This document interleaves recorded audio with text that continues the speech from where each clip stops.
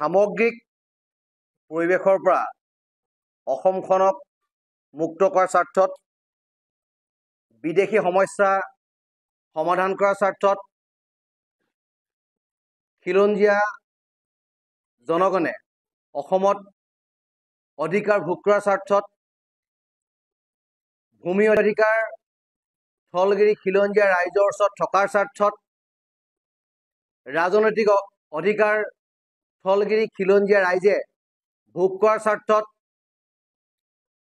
বিদেশী সমস্যা সমাধানৰ স্বাৰ্থত আৰু কাৰ আইনখনৰ আওতাৰ পৰা অসমক ৰক্ষা কৰাৰ স্বাৰ্থত আমি অসমৰ ৬টা জনগোষ্ঠীয়ে জনজাতিকৰণৰ মৰ্যাদা বিচাৰিছোঁ।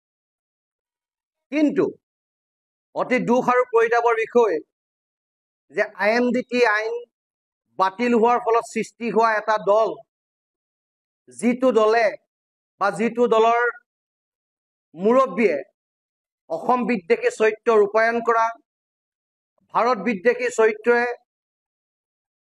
অসম আৰু ভাৰতবৰ্ষৰ জনগণৰ মাজত সাম্প্ৰদায়িক বিষবাষ্প বিয়পোৱা, মাদানীক আনি নিজৰ ঘৰত ৰাখি অসমৰ পৰিৱেশ বিনষ্ট কৰিব বিচৰা সেই AIDF নামৰ দলটোৰ এজন বিধায়কে অসমৰ ৬টা জনগোষ্ঠীক জনজাতিকৰণ দিয়াটো বিৰুদ্ধাচৰণ কৰিছে।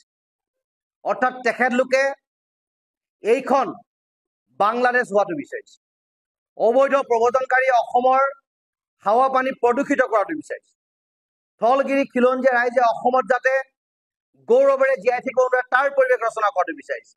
আৰু বাংলাদেশী ৰক্ষক এই দলটোৰ বিধায়কজনে সেইকাৰণে ৬টা জনগোষ্ঠীৰ জনজাতিকৰণটো বিদ্বেষ কৰিছে। আৰু মিয়া কবিতা ৰচনাৰে অসমীয়া ভাষা সাহিত্যলৈ এখনি সংকেত কঢ়িয়াই অনা এইজন স্বল্প জ্ঞানী অল্প জ্ঞানী বিধায়কে অসমৰ ৬টা জনগোষ্ঠীক জনজাতিকৰণ দিলে অসমৰ মুছলমান সম্প্ৰদায় সংকটত পৰিব বুলি যিটো সাম্প্ৰদায়িক মন্তব্য কৰিছে তাক আমি ধিক্কাৰ জনাইছোঁ। আৰু সদৌ টাইমছৰ মজিয়াৰ পৰা তেখেতক আমি সকীয়াই দিব বিচাৰিছোঁ যে গণতান্ত্ৰিক অধিকাৰ, সাংবিধানিক অধিকাৰ কোনোবা ৰাজনৈতিক দলৰ চুটলিপি মতে কাম নকৰে।